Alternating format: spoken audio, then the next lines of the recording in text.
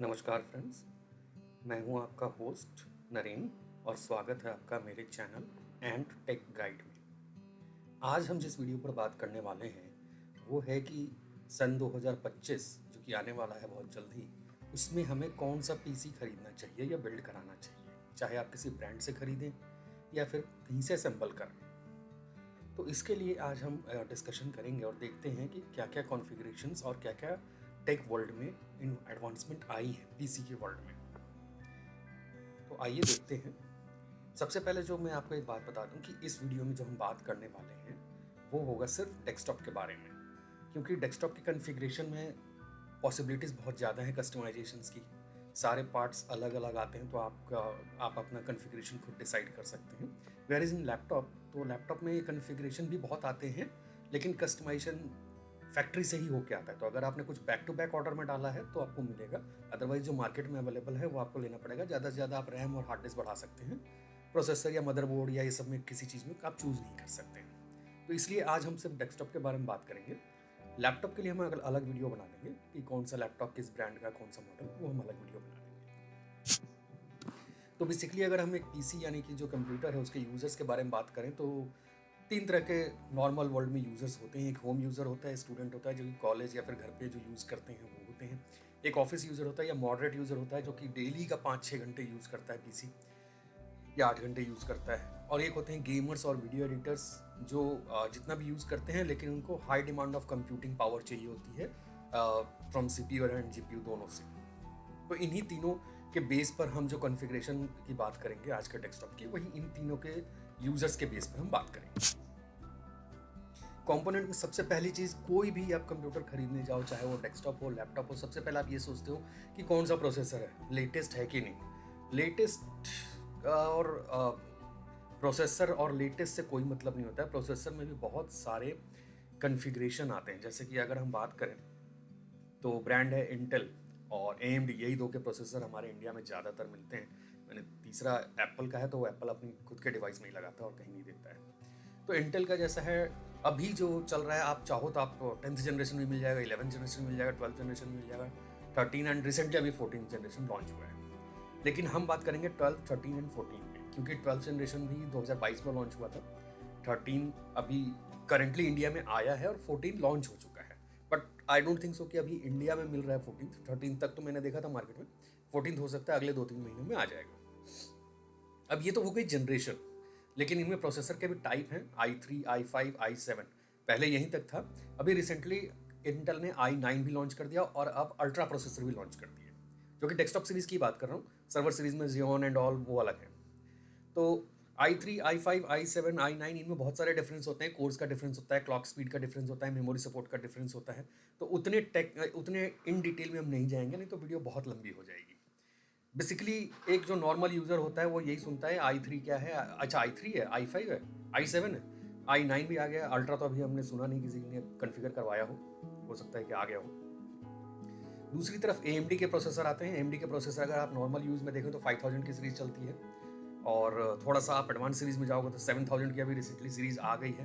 मैंने देखा काफ़ी स्लीक से डब्बे में आ रही है, उसके साथ सब वो कूलर भी नहीं आता है CPU का। 5000 सीरीज़ में लोगे तो उसके साथ फ़ैन आता है, 7000 की सीरीज़ लोगे तो उसके साथ फ़ैन नहीं आता है, और 9000 सीरीज़ में भी फ़ैन नहीं आता है। आप कोई भी 2025 में कंप्यूटर असेंबल कराने जा रहे हैं, आप कोई भी कराएं, लेकिन उसमें जो प्रोसेसर है उसका मिनिमम 4 फिजिकल कोर्स होना चाहिए। कोर्स भी दो तरह के होते हैं, logical course and physical course. Logical course होते हैं वो तो आप मतलब एक कोर में वो 4 भी हो जाते हैं, 2 भी हो जाते हैं। तो जैसे 4 कोर के बोलते हैं कि 8 लॉजिकल कोर्स है इसमें, लेकिन फिजिकल कम से कम आपको 4 कोर्स लेना है। उसको अगर आप प्रोसेसर की लैंग्वेज में बोले तो क्वाड कोर बोला जाता है। दूसरा जो मेन कंपोनेंट आता है वो है CPU कूलर। अब CPU आपने लगा लिया, और जितने भी आप हाई कंप्यूटिंग के CPU लगाएंगे उतना ही वो हीट भी जनरेट करेगा, क्योंकि उसको उतना कंप्यूटिंग पावर अगर वो यूज़ कर रहा है तो हीट भी निकालेगा। तो उस हीट को ठंडा करने के लिए आपको कोई कूलर लगाना पड़ेगा। जो बेसिक प्रोसेसर होते हैं जैसे कि i3 वगैरह अगर आप लेते हो तो कोई भी प्रोसेसर उसके साथ एक कूलर आता है नॉर्मल, उसी के साथ आता है, प्रोसेसर के साथ ही, आपको अलग से नहीं खरीदने की जरूरत है, उसको भी लगा लोगे तो चलेगा। बट अगर आप कोई जैसे कि i7 लगा रहे हो या i9 लगा रहे हो और या फिर अल्ट्रा लगा रहे हो या फिर 7000 9000 सीरीज लगा रहे हो, तो उनमें जैसे 7000 9000 and i7 i9 and ultra में हम रिकमेंड करते हैं कि आप लिक्विड कूलर लगाओ। और अगर आपको लगता है कि नहीं मेरा जो ये सिर्फ i3 है i5 है, तो इसमें आप एयर कूल्ड सीपीयू कूलर भी लगा सकते हो। एयर कूल्ड सीपीयू कूलर लगभग आपको 300-400 रुपये से शुरू हो जाएंगे और 3-4-5 हज़ार रुपये तक भी जाते हैं, डिफरेंट ब्रांड के आते हैं। जो लिक्विड कूलर है वो 7-8 हज़ार से शुरू होता है, और उसके बाद बहुत बड़े बड़े ब्रांड भी हैं और बहुत ज़्यादा तरह के हैं, तो उसमें 20-25 हज़ार तक के भी जाते हैं। बट डिसेंट आपको कूलर मास्टर वगैरह का या कॉर्सएयर का आपको 8 से 10, 11, 12 हज़ार तक मिल जाएगा लिक्विड। दूसरा आता है मदरबोर्ड। मदरबोर्ड में अभी देखिए बहुत सारे ऑप्शंस हैं आपके मदरबोर्ड के, ब्रांड्स हैं, इंटेल, ASUS है, गीगाबाइट है, MSI है।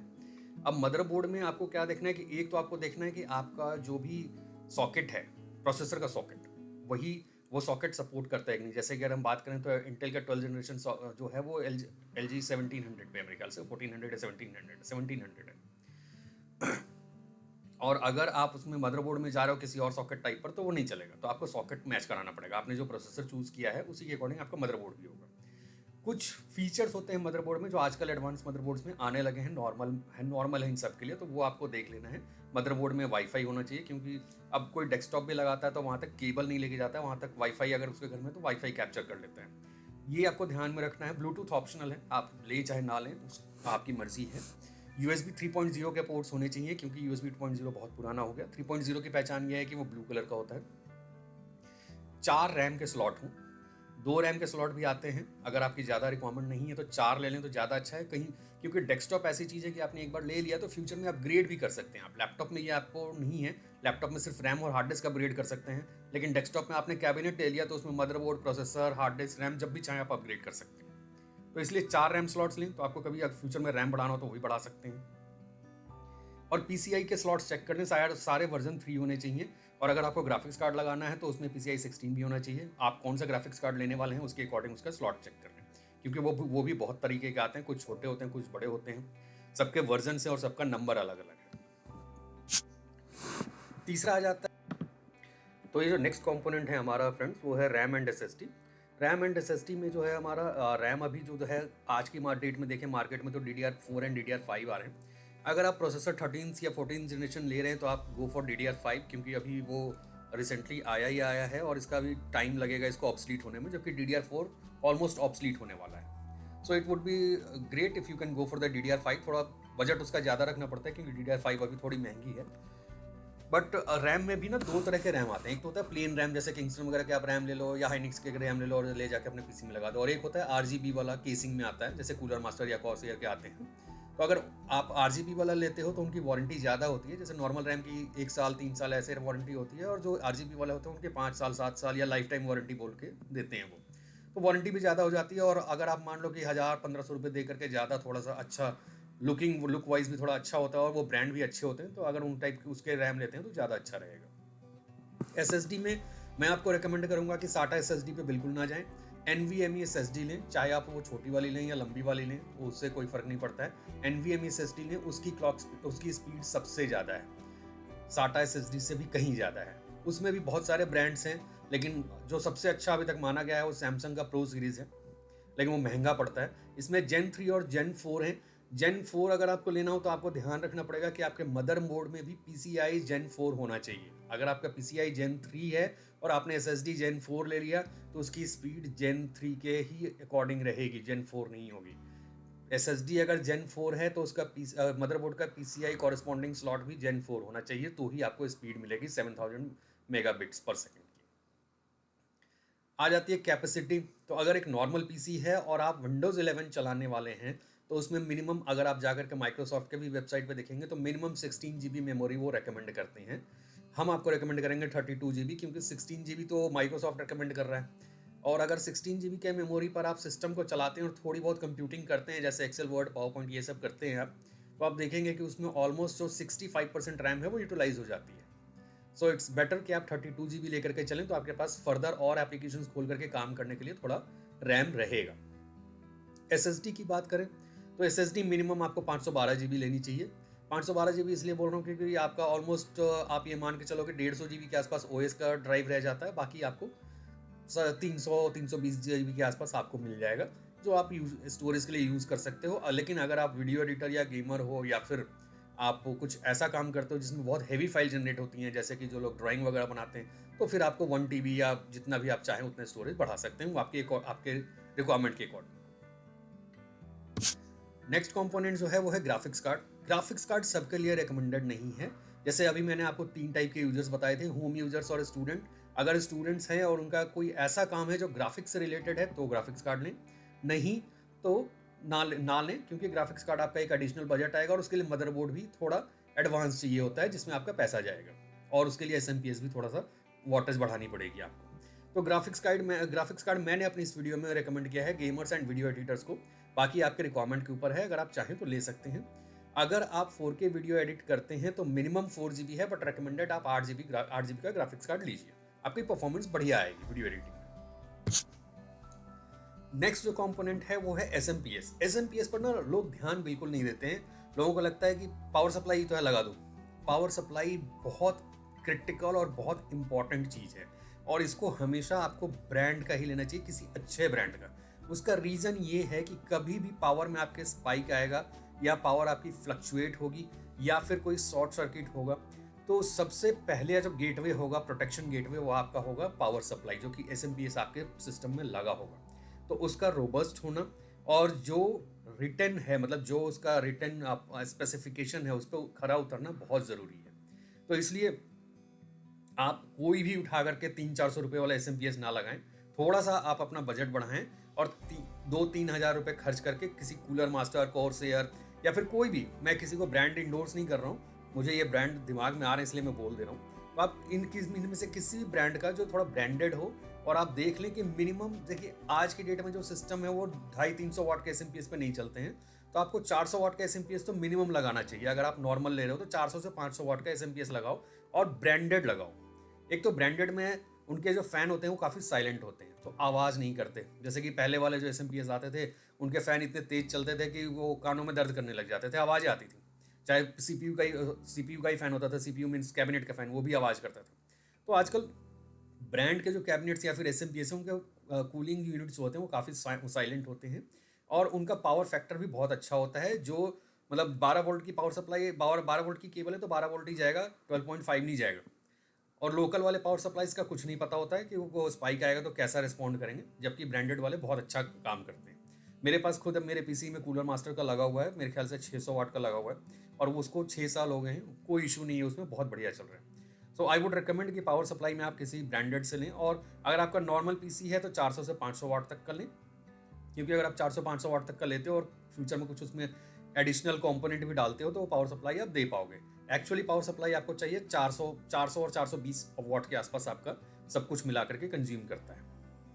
उसके बाद अगर आप गेमर हो या फिर हाई एंड सीरीज का पीसी ले रहे हो, जैसे i7 i9, तो आपको 600 वाट प्लस जाना पड़ेगा। उसमें भी ब्रोंज आते हैं, गोल्ड आते हैं। तो मैं रिकमेंड करूंगा कि जब इतना हाई एंड आप पीसी बनवा रहे हो, i9 अल्ट्रा पे जा रहे हो, तो फिर आप उसमें गोल्ड सीरीज का आप एसएमपीएस इंस्टॉल कराओ, और मैक्सिमम 600 सॉरी मिनिमम 600 वाट, 800 या 1000 वाट तक के आप करा सकते हैं।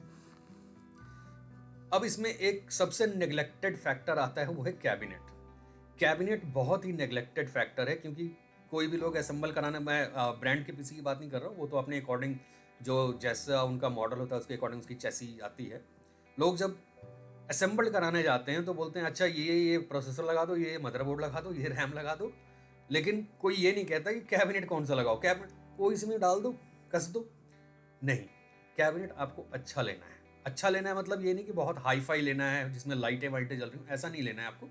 सबसे पहले तो आपको ये देखना है कि आप जहाँ रखने वाले हैं अपने पीसी को, वहाँ पर स्पेस कितना है। अगर आपका स्पेस छोटा है तो आप माइक्रो ATX पर चले जाइए, मिनी पीसी पर चले जाइए, या फिर आजकल तो बहुत छोटे, बिल्कुल छोटे से पीसी आ रहे हैं जो मॉनिटर के पीछे ही लग जाते हैं, वो भी ले सकते हैं आप। लेकिन उनमें वही लैपटॉप वाला इशू आएगा, आप कुछ अपग्रेड वगैरह नहीं करा सकते, जो है वो वैसा ही रहेगा। नेक्स्ट जब आपको अपग्रेड करना होगा नया ही खरीदना पड़ेगा। तो जो कैबिनेट्स हैं, अगर आपके पास स्पेस है रखने का तो फुल ATX लीजिए। रीज़न ये रहता है कि वो एयरी होता है।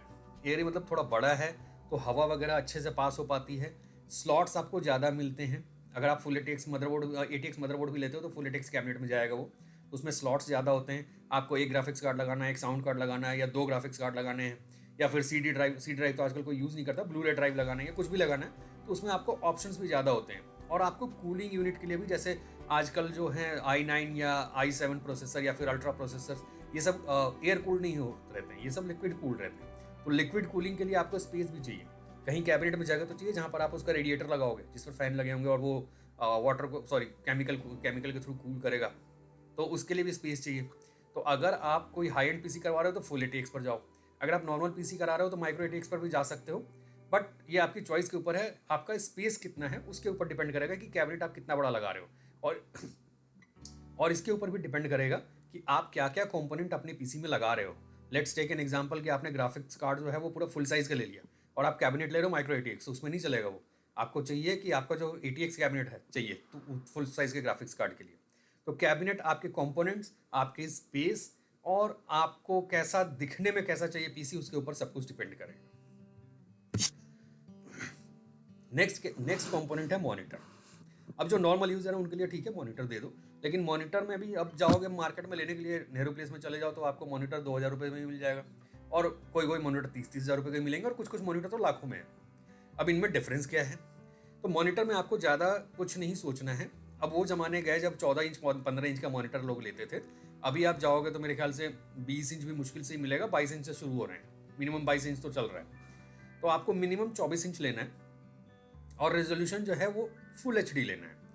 आप 4K मत लो, लेकिन फुल HD तो कम से कम लो। फुल HD रेजोल्यूशन का 100 हर्ट्ज रिफ्रेश रेट होना चाहिए मिनिमम। और चाइनीज़ मॉनिटर बिल्कुल मत लेना, क्योंकि उनका कलर ग्रेजुएशन जो होता है वो बहुत ही घटिया होता है।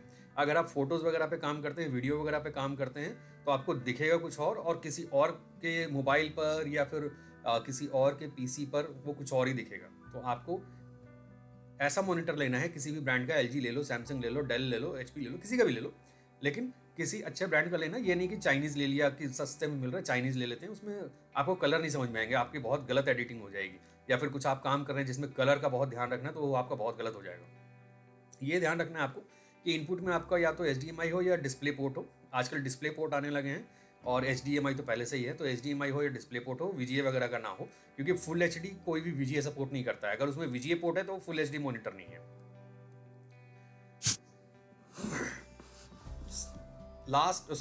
अगला कंपोनेंट है कीबोर्ड माउस, जो कि एक बहुत ही बेसिक रिक्वायरमेंट है। किसी भी कंप्यूटर को आपको इनपुट देना पड़ेगा थ्रू कीबोर्ड एंड माउस, तो वो आप किसी भी ब्रांड का ले सकते हो। गेमिंग वाले लोग जो हैं वो अपना गेमिंग कीबोर्ड पसंद करते हैं, जो लॉजिटेक, ASUS और कॉर्सियर के आते हैं, वो महंगे होते हैं।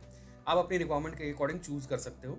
मैं आपको एक सजेशन दूंगा कि अगर आप कीबोर्ड चूज़ करने जा रहे हो तो थोड़ा सा देख लेना कि कीबोर्ड में आपका बैकलिट मिल जाए तो बहुत अच्छा है। क्योंकि मैं भी कभी कभी जैसे रात को काम करता हूँ, तो मैं ये सोचता हूँ कि अगर ये कीबोर्ड जैसे बैकलिट नहीं है मेरा अभी, तो रात को जैसे कोई सो रहा है, मैं वहाँ पे काम कर रहा हूँ, तो मुझे लाइट ऑन करके रखना पड़ता है ताकि मुझे दिखाई दे कि कौन सा की कहाँ है। कुछ कीज़ तो चलो हाथों में सेट होते हैं, उनसे कर लेते हैं, लेकिन जैसे F1 F2 दबाना है या कुछ और कीज़ दबानी है जो हम रेयरली यूज़ करते हैं, तो उसमें लाइट से देखना पड़ता है। तो आप कोशिश करो कि आपका कीबोर्ड अगर बैकलिट मिल जाए तो बहुत अच्छा रहेगा, आपको रात को भी काम करने में आसानी रहेगी।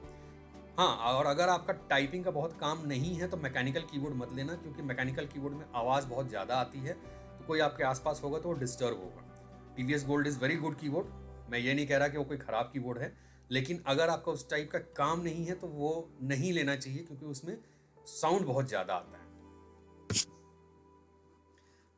सॉरी, ये तो हमने देख लिया। अगला कंपोनेंट है, ये ऑप्शनल कंपोनेंट है, UPS।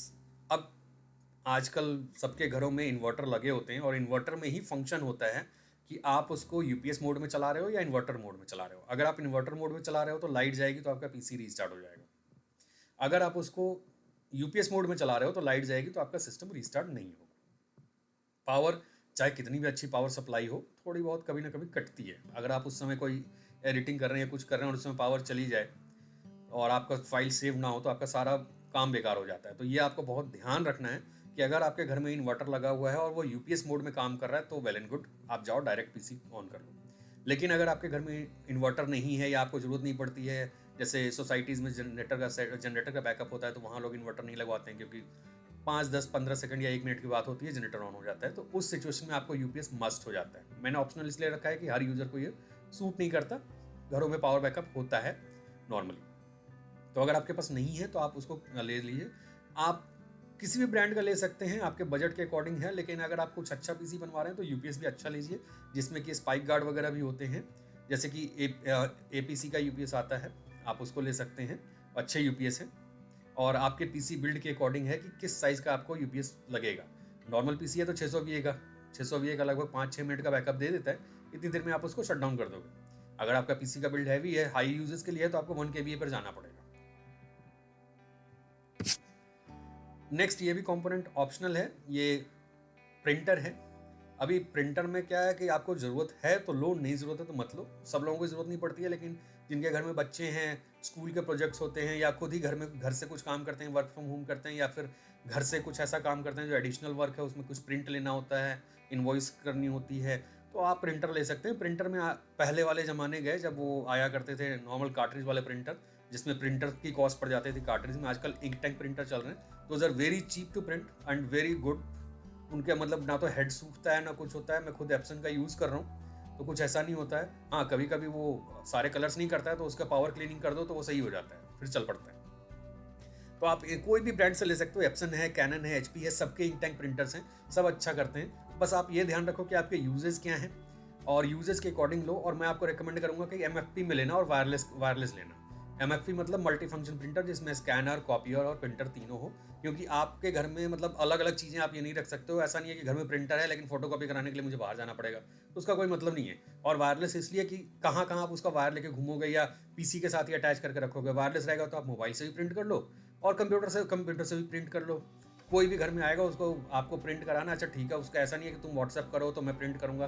वो अपने आपके नेटवर्क से कनेक्टेड है, अगर आपका वाईफाई यूज़ कर रहा है तो वहाँ से प्रिंट करा लो। तो प्रिंटर भी आपका ऑप्शनल है, आपकी आपकी ज़रूरत के ऊपर है, अगर आपको चाहिए तो ले लो। नेक्स्ट है, ये मैंने बिल्ड बनाया है। मैंने इसमें कुछ आपको मॉडल नंबर वगैरह नहीं दिए हैं, क्योंकि ये बहुत बड़ा वास्ट एरिया है। अगर मैं मॉडल नंबर देने जाऊँगा तो आप ये भी क्वेश्चन कर सकते हैं कि यही मॉडल क्यों बोला, ये मॉडल क्यों नहीं बोला। और ये जो मैंने प्राइसेस दिए हैं सारे अप्रॉक्सीमेट हैं, हो सकता है आपको इससे कम में मिल जाए, हो सकता है आपको इससे ज़्यादा मिले, लेकिन एक रेंज है कि इस रेंज के अंदर आपका आ जाना चाहिए। तो होम यूज़र या जो हैं स्टूडेंट हैं, उनके लिए आपको इंटेल i5 12th जनरेशन लेना चाहिए या AMD 5000। बेसिक मदरबोर्ड ले लो आप, CPU कूलर उसके साथ ही आता है, प्रोसेसर के साथ, आपको खरीदने की जरूरत नहीं है। 16 GB DDR5 ले लो, 512 GB का SSD ले लो, SMPS 400 वाट का लगवा लो, बेसिक कैबिनेट लगवा लो, FHD मॉनिटर ले लो, कीबोर्ड माउस ले लो, और ये 30 से 50,000 रुपये के बीच में आ जाएगा। ऑलमोस्ट सारे जो कंपोनेंट्स होंगे उसमें, जैसे रैम, SSD, ये सब 3 ईयर्स की वारंटी के साथ आते हैं। बाकी मदरबोर्ड वगैरह भी 3 ईयर्स की वारंटी के साथ आता है। शायद कीबोर्ड माउस आपको 1 साल के साथ मिलेगा, बाकी सब ऑलमोस्ट 3 ईयर्स की वारंटी के साथ आते हैं। जो मॉडरेट यूज़र हैं उनके लिए मैंने i5 भी रखा है, लेकिन 13 जनरेशन का रख दिया है। i5 में सब में आपको क्वाड कोर लेना है, किसी में भी ये डुअल कोर नहीं लेना है। अब मेरे ख्याल से डुअल कोर आता भी नहीं i5 में, सारे क्वाड कोर ही हैं। मिनिमम 12-12 कोर के भी आते हैं, लेकिन आपकी रिक्वायरमेंट के अकॉर्डिंग है कि आपको कौन सी रिक्वायरमेंट चाहिए। उसमें मैंने रैम आपको 32 GB कर दिया है। जब आप 13 जनरेशन का प्रोसेसर लेने जा रहे हो तो DDR4 लगाने का मतलब नहीं है, आप DDR5 लगाओ और 32 GB लगाओ। SSD 1 TB की है, 512 भी ले सकते हैं अगर आपकी स्टोरेज रिक्वायरमेंट इतनी ज़्यादा नहीं है तो। अगर आप Word, Excel, PowerPoint, Outlook ये सभी यूज़ करते हैं तो आपको कोई ज़रूरत नहीं इतने बड़े स्टोरेज रखने की, आप 512 GB पर भी काम चला सकते हो। इसमें जो बजट आएगा वो 60 से 90 हज़ार रुपये का आएगा। ये डिपेंड करता है, हो सकता है आपको 55,000 में भी मिल जाए, लेकिन ये डिपेंड करता है कि अब i5 में 13 जनरेशन में भी कम से कम 20 वेरिएंट है, उसमें कौन सा कोर चाहिए आपको। मदरबोर्ड में भी ऐसे 50 आपको ऑप्शन मिलेंगे कौन सा मदरबोर्ड चाहिए, तो ये डिपेंड कर जाएगा कि आपको कितना इसमें क्या कराना है। देखो, वही बात है कि चाय में जितनी आप चीनी डालोगे उतनी मीठी होएगी, तो आपका ये डिपेंड करता है कि आप कौन कौन सा सेलेक्ट कर रहे हो, उसके अकॉर्डिंग ही उसके पैसे लगेंगे। अगर आप बेसिक सेलेक्ट करोगे तो आपके कम पैसों में हो जाएगा, क्योंकि फिर आपका काम भी वैसा ही होना चाहिए। अब आप ये सोचोगे कि नहीं मैं ये क्वाड कोर प्रोसेसर लगा करके और मैं 12 कोर प्रोसेसर का आउटपुट ले लूँ, तो वो तो नहीं हो पाएगा। वो आपके काम के ऊपर डिपेंड करता है और उसी काम के अकॉर्डिंग आपका पैसा भी लगेगा। गेमर और वीडियो एडिटर्स के लिए इनको हमेशा हाई एंड चाहिए होता है। इस कैटेगरी के जो यूज़र होते हैं उनको बिल्कुल सब कुछ परफेक्ट चाहिए होता है, और हाई IOPS भी चाहिए होता है। IOPS मतलब इनपुट आउटपुट। तो उसके लिए फिर मैंने प्रोसेसर भी उनको हाई एंड रिकमेंड किया है, i7 i9 अल्ट्रा, AMD के 7000 9000 सीरीज गेमिंग मदरबोर्ड आसूस के भी आते हैं, बहुत अच्छे गेमिंग मदरबोर्ड्स आते हैं। और कूलर में लिक्विड कूलर मैंने इनको रेकमेंड किया है, तो इनका जो कॉस्टिंग आएगा वो लगभग 1.5 लाख से 1.5 लाख के आसपास आ जाएगा, क्योंकि इनका जो कंपोनेंट्स है ये सारे महंगे कंपोनेंट्स आएंगे। और उसमें फिर अपर एंड कुछ नहीं रखा है, क्योंकि वो जो खरीदने जा रहा है उसके ऊपर डिपेंड करता है कि उसको क्या चाहिए अपने पीसी में। वो हो सकता है एक गेमर अपने पीसी को 1 लाख रुपए में भी असेंबल करवा ले, और एक हो सकता है कि 9 लाख रुपए में भी असेंबल ना करा पाए, उसको और कुछ चाहिए होगा उसमें। तो ये कोई एंड नहीं होता इन सब चीज़ों का। महंगा तो आप कितने भी लेते जाओ लेते जाओ लेते जाओ, आप लेते ही जाओगे, उसमें कोई एंड नहीं है। लेकिन ये एक मैंने एक आइडियल केस रखा है, और जो प्राइसेस हैं वो ऑलमोस्ट थोड़े बहुत वेरी करेंगे, क्योंकि मार्केट रिसर्च मैंने इतनी अच्छी नहीं की। अमेजोन वगैरह पर चेक करके डाला है, नेहरू प्लेस में थोड़ा आपको सस्ता मिल जाएगा, या जहाँ बार्गन कर सको तो थोड़ा सा और सस्ता मिल जाएगा। ऑप्शनल आइटम कॉस्ट जो मैंने यूपीएस आपको बताया था और प्रिंटर बताया था, तो यूपीएस आपको अगर आप माइक्रोटेक वगैरह का लेते हो तो 1600-1800 रुपये से शुरू हो जाते हैं। एपीसी का लोगे तो 2200 रुपये के आसपास आएगा, 600 VA वाला। आप उससे और ऊपर जाओगे तो और कॉस्ट करता जाएगा। और इंकटेक प्रिंटर जो 12,000 रुपये से शुरू हो जाते हैं। अब आपको ये देखना है कि मुझे कौन सा चाहिए। मतलब इंकटेक प्रिंटर में मैंने 12,000 MFP का डाला है, जिसमें कॉपियर और ये स्कैनर और प्रिंटर तीनों होते हैं वायरलेस के साथ। तो 12,000 रुपये डाला है। अब इसमें आपको देखना है कि आपको कौन सा चाहिए। 12,000 से लेकर के 60, 70, 80,000 तक के भी मैंने देखे हैं। अलग अलग तरीके के हैं, अलग अलग स्पीड है, ADF वगैरह के साथ आते हैं। तो ये ऑप्शनल आइटम का कॉस्ट था। तो कुल मिलाकर के आप अगर देखेंगे तो आपका पीसी, अगर एक नॉर्मल पीसी की बात करूँ तो मैं मान के चलता हूँ कि 30,000 रुपये एक नॉर्मल पीसी कॉस्ट कर रहा है, 40,000 रुपये। आप 3-4 हज़ार रुपये और लगाएंगे तो सॉरी 12-15 हज़ार रुपये और लगाएंगे तो ये ऑप्शनल आइटम भी आ जाएंगे, अगर आपकी रिक्वायरमेंट है तो ये थी आज की वीडियो, एक्सप्लेनेटरी वीडियो अबाउट कि अगर आप 2025 में जाते हैं, 2025 में कोई पीसी बिल्ड कराने जा रहे हैं तो आपको किस तरह का पीसी बिल्ड कराना चाहिए, क्या कॉन्फ़िगरेशन होनी चाहिए। आप जा करके देखेंगे तो आपको ज़्यादा समझ में आएगा। बहुत सारी कैटेगरीज हैं, स्पेशली ग्राफिक्स कार्ड में तो इतने सारे ऑप्शंस हैं कि आपको मतलब वहाँ पर जाने के बाद समझ में नहीं आता है कि कौन सा ग्राफिक्स कार्ड लगवाया जाए। तो डू ट्राई। आप जाकर अगर कोई भी क्वेश्चन हो, कुछ और क्लैरिटी चाहिए, तो आप बिल्कुल कमेंट बॉक्स में लिख सकते हैं। आप कमेंट में डालिए, मैं हर एक कमेंट का जवाब दूंगा। और फिर भी अगर आपको नहीं समझ में आता है तो आप लोग कमेंट में ये भी लिख सकते हैं कि किसी एक पर्टिकुलर कंपोनेंट में जैसे नहीं समझ में आ रहा है कि मुझे रैम में बहुत सारे ऑप्शन है, कौन सा रैम लगाना चाहिए, तो उस पर्टिकुलर कंपोनेंट का भी मैं एक डिटेल्ड वीडियो बना दूंगा। So thank you very much, आपने ये इस वीडियो को इतनी देर तक देखा। और अगर आपको ये वीडियो अच्छा लगा हो और आपने कुछ इसमें से आपने को कुछ नॉलेज मिली हो या आपको कुछ हेल्प पहुंची हो, तो please consider subscribing my channel. अगर आप सब्सक्राइब कर सकें तो बहुत अच्छा लगेगा मुझे। और कोई भी अगर आपको क्वेरी हो तो प्लीज़ आप कमेंट बॉक्स में लिख दीजिए, मैं आपको वहाँ पर रिप्लाई ज़रूर दूँगा। सो